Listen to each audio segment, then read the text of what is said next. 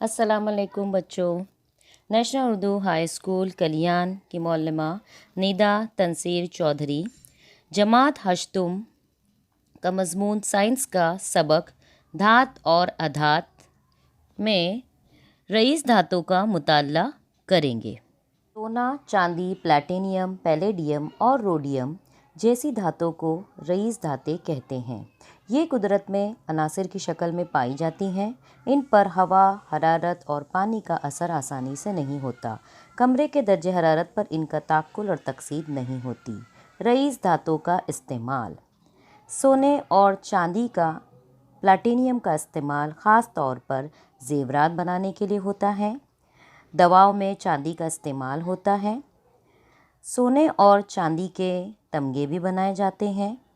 कुछ इलेक्ट्रॉनिक आलात में सोने और चांदी का इस्तेमाल होता है। प्लैटिनियम, पैलेडियम धातें तमासी आमिल यानी कैटलिस्ट के तौर पर इस्तेमाल की जाती है। सोने का खालिसपन: क्या आप जानते हैं कि सुनार की दुकान पर सोने की अलग अलग कीमतें बताई जाती हैं? ऐसा क्यों? क्योंकि सोना एक रईस धात है और कुदरत में अंसर की शक्ल में पाया जाता है।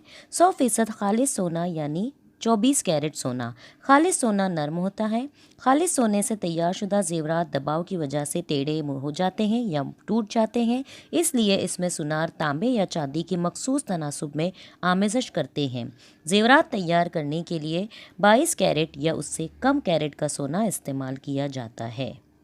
सोने का खालिसपन हम इस टेबल के ज़रिए समझेंगे।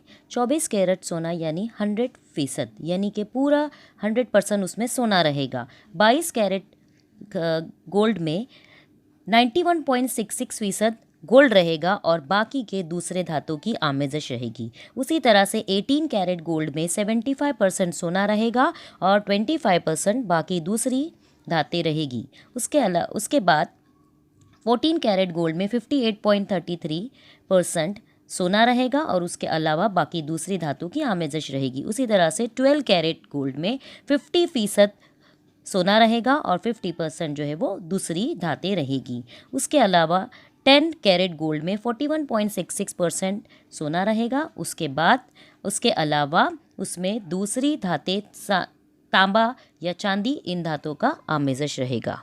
शुक्रिया।